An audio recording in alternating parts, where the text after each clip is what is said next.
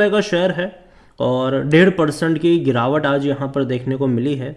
Company ने कुछ data release करे हैं, बैंक ने कुछ डेटा रिलीज़ करे हैं अपने ग्रोथ एडवांस वगैरह को लेकर, बात करेंगे उन सारी चीज़ों के बारे में। लेकिन उससे पहले अगर आपने अभी तक चैनल को सब्सक्राइब नहीं किया है तो प्लीज़ अभी इसे सब्सक्राइब कर लीजिए, क्योंकि आगे भी बहुत सारे वीडियोज़ हैं जो आपको काफ़ी ज़्यादा हेल्प करेंगे। तो देखिए, साउथ इंडियन बैंक 26 रुपये का शेयर, 1.5% की गिरावट आज ज़रूर है। और आज अगर हम देखें तो निफ्टी 50 में गिरावट, सेंसेक्स में गिरावट नहीं आई है, लेकिन बैंक निफ्टी में गिरावट ज़रूर आई है। आज तकरीबन 350 से 400 अंक की गिरावट आज बैंक निफ्टी में देखने को मिली है।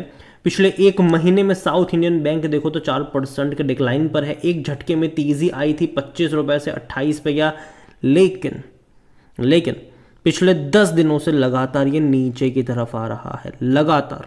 अगर आप एक साल का ग्राफ देखोगे तो भैया 41% की तेज़ी है। देखो, तेज़ी आती है तो एक झटके में आती है। 24 रुपये से इसने 36 रुपये का लेवल देखा, लेकिन उसके बाद क्या हुआ, लगातार गिरा। एक इनिशियल सपोर्ट यहाँ पर 25 रुपये के आसपास ज़रूर देखने को मिल रहा है। 2 बार वहाँ से इसने बाउंस बैक करा हुआ ज़रूर है, लेकिन हर बार वो मतलब अभी अगर आप देखो तो वो बहुत बड़ी तेज़ी में वो बाउंस बैक तब्दील नहीं हुए। वो छोटी मोटी तेज़ी आई, लेकिन हर बार अभी गिरता हुआ नज़र आ रहा है।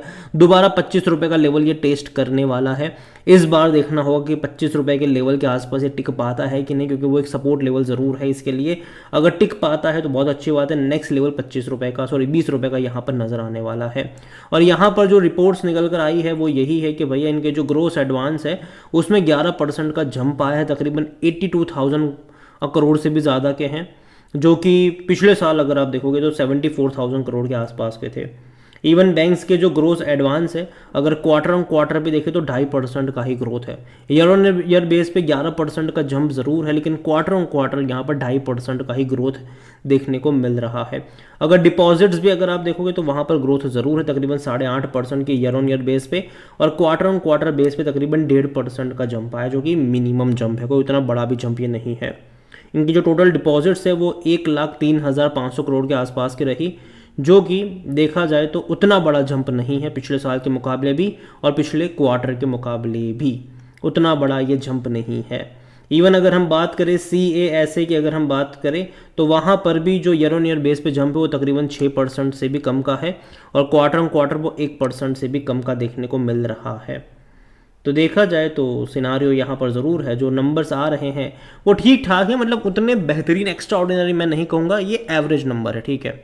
यहाँ पर साउथ इंडियन बैंक की अगर बात करिए तो रिटेल कॉर्पोरेट बैंकिंग अगर आप देखोगे यहाँ पर तो सच है डेबिट कार्ड की बात करें, थर्ड पार्टी प्रोडक्ट डिस्ट्रीब्यूशन की बात करें, इसके अलावा फॉरेन एक्सचेंजेस बिजनेस वगैरह यहाँ पर अगर हम देखते हैं तो कंपनी का जो बैंक का नेटवर्क है वो तकरीबन 955 ब्रांचेस है और 1188 इनके ATM है और अक्रॉस द कंट्री में, जो कि आने वाले टाइम में उम्मीद करेंगे कि बढ़ते हुए ही हमें नज़र आ सकते हैं। और जहाँ तक वॉल्यूम्स की बात करें तो 2.5 करोड़ से भी ज़्यादा के शेयर्स यहाँ पर ट्रेड होते नजर आए। 2.5 करोड़ से भी ज़्यादा के शेयर्स यहाँ पर ट्रेड ज़रूर हुए हैं। बड़ी क्वांटिटी में ट्रेडिंग चली है। ऑल टाइम हाई इसका 40 रुपये का है। ऑल टाइम हाई की मैं यहाँ पर बात कर रहा हूँ, ठीक है। ऑल टाइम हाई, लो 1 रुपये के करीब का देखने को मिल रहा है। मार्केट कैप इसका तकरीबन 6,932 करोड़ के आसपास का है। कंपनी को लेकर अगर हम देखने की कोशिश करें तो according to Moneycontrol user 100% लोग कह रहे खरीदारी करो। इतना ही नहीं, अगर हम जहाँ तक बात करेंगे डिविडेंड्स की तो देखो 30 पैसा पर शेयर का पे करता है ये। अभी इस साल इन्होंने अगर हम देखें तो इस साल भी पे करा है डिविडेंड। अगर आप देखो यहाँ पर तो 2 मई को ही जब रिजल्ट्स आए तो डिविडेंड भी अनाउंस हुआ था, और इस साल तकरीबन 25 पैसे के आसपास का डिविडेंड इन्होंने अनाउंस करा है, जो कि ठीक ठाक है, मैं उतना बुरा नहीं कहूँगा इसको। और जहाँ तक वैल्यूएशन की बात करी जाए तो देखो पूरा खेल यही सी का है। 6.61 का पी है इसका। सेक्टर पी तकरीबन 17-18 के करीब का है, सस्ता कह सकते हो आप इसको। 71% एनालिस्ट कहते हैं खरीदारी करो। यहाँ पर फिनेंशियल्स अगर हम देखें तो इस बैंक की जो फिनेंशियल्स है वो पिछले कुछ क्वार्टर में इंप्रूव ज़रूर हुए हैं, लेकिन उतने भी खास नहीं हुए। पिछले लास्ट क्वार्टर में अगर आप देखोगे तो स्पेसिफिकली मार्च क्वार्टर 2,620 करोड़ के आसपास का रेवेन्यू रहा, जो कि इससे पहले दिसंबर में ज़्यादा था 2,636 करोड़। तो क्वार्टर ऑन क्वार्टर बेस पे जंप नहीं है, ये क्वार्टर ऑन क्वार्टर बेस पे जंप नहीं है। इवन प्रॉफिट में भी नहीं है। 288 करोड़ का प्रॉफिट था, जो कि इससे पहले के क्वार्टर में 305 करोड़ का देखने को मिल रहा था, और पिछले साल 333 करोड़ का था। तो प्रॉफिट में डिक्लाइन आया है, जबकि रेवेन्यू पिछले साल के मुकाबले बढ़े, मतलब मार्जिन पे दबाव यहाँ पर ज़रूर बन रहा है। तो जो रिजल्ट्स इनके आ रहे हैं वो उतने ज़्यादा एक्साइटिंग वाले नहीं हैं, ठीक है। स्पेसिफिकली इनके रेवेन्यू वाइज अगर आप देखोगे, जनरली हमने पिछले कुछ टाइम में देखा है कि इवन जो छोटे बैंक्स हैं या फिर सरकारी बैंक्स हैं, उनके रेवेन्यू में क्वार्टर ऑन क्वार्टर बेस पे बेहतर जंप आया और हर क्वार्टर में रेवेन्यू में ग्रोथ देखने को मिली है, लेकिन यहाँ पर वो ग्रोथ नहीं आई मार्च क्वार्टर में। यही वजह भी है कि हम तेज़ी भी मार्च क्वार्टर के रिजल्ट्स के बाद नहीं देख रहे हैं यहाँ पर। अभी जून के नंबर इंपॉर्टेंट होंगे कि कैसे आते हैं। देखो, मैं उम्मीद तो करता हूँ कि अच्छा नतीजा आए ताकि चीज़ें बेहतर हो इसके लिए, लेकिन देखते हैं कैसे नंबर्स आते हैं। जहाँ तक शेयर होल्डिंग के बारे में देखिए, प्रमोटर यहाँ पर अगर आप देखोगे तो प्रमोटर की होल्डिंग पहले भी नहीं थी दिसंबर में, ठीक है, दिसंबर में, और अभी मार्च में भी नहीं है। लेकिन भाई साहब इंस्टीट्यूशंस ने बड़ी मात्रा में यहाँ पर गेम खेला है। म्यूचुअल फंड 4.53% से भाई साहब 1.69 पर आ गए। बड़ी बिकवाली करी उन्होंने। अभी देखना होगा जून में कि भैया किस तरीके से देखने को मिलता है। डोमेस्टिक अगर आप देखो तो वो भी बेच रहे हैं 3.08% से बेच कर वो भी 2.98 पर आ गए। सिर्फ एफआईएस ने खरीदारी यहाँ पर करी हुई है, वो यहाँ पर 14.68% से वो यहाँ पर बढ़कर 15.17% पर आए हैं। अदर पार्टीज और रिटेल के पास ज़्यादा क्वांटिटी है, 50.76% रिटेल इन्वेस्टर के पास है और 29.40% अदर पार्टीज़ के पास है।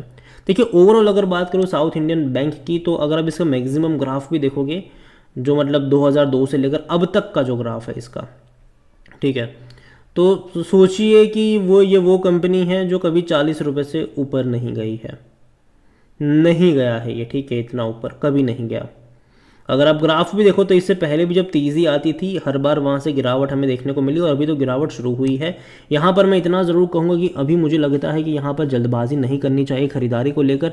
एक बार इनके क्वार्टरली रिजल्ट जो है वो आ जाने दीजिए, इनके क्वार्टरली नंबर देखें कि वो कैसे आते हैं, उसके बाद कोई फैसला लीजिएगा। यहाँ पर मैं अभी के लिए तो मैं इसको अवॉइड करना ही ज़्यादा पसंद करूँगा, क्योंकि अगर मैं इसका ग्राफ अगर देख रहा हूँ तो जब से ये 35 रुपये के लेवल पे गया था उसके बाद अगर आप इसका ग्राफ देख रहे हो तो वो लगातार नीचे की तरफ आ रहा है, लगातार वो नीचे जा रहा है, साइलेंटली ही सही।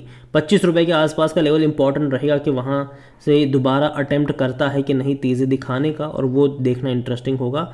ओवरऑल मैं इतना ही कहूँगा कि अभी के लिए अवॉइड करिए, 25 रुपये के लेवल पर नज़र रखिए कि वो तोड़ पाता है कि नहीं, वो मेरे लिए इंपॉर्टेंट है। और अगेन ये मेरा पर्सनल ओपिनियन है, कोई भी इन्वेस्टमेंट एडवाइस नहीं। वीडियो को यहीं पे एंड करता हूँ। पसंद आया हो तो लाइक करो, शेयर करो।